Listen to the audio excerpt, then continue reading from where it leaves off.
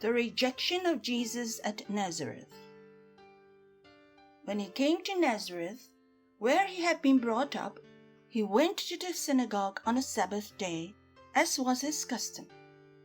He stood up to read, and a scroll of the prophet Isaiah was given to him.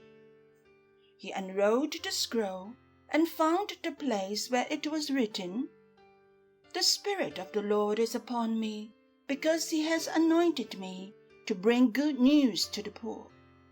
He has sent me to proclaim release to the captives and recovery of sight to the blind, to let the oppressed go free, to proclaim the year of the Lord's favour." And he rolled up the scroll, gave it back to the attendant, and sat down. The eyes of all in the synagogue were fixed on him. Then he began to say to them, "Today this scripture has been fulfilled in your hearing." All spoke well of him and were amazed at the gracious words that came from his mouth. They said, "Is not this Joseph's son?" He said to them, "Doubtless you will quote to me this proverb, 'Doctor, cure yourself.' And you will say, 'Do here also in your hometown the things that we have heard you did at Capernaum.'"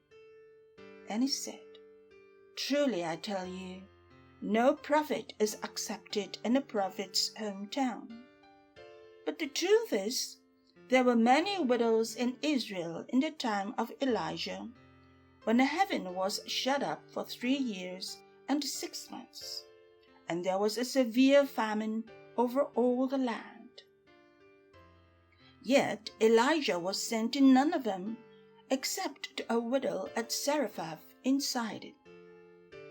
There were also many lepers in Israel at the time of the prophet Elisha, and none of them was cleansed except Naaman the Syrian."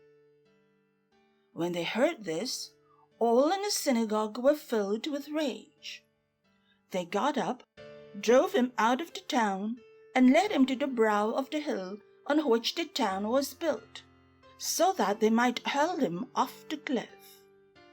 But he passed through the midst of them and went on his way.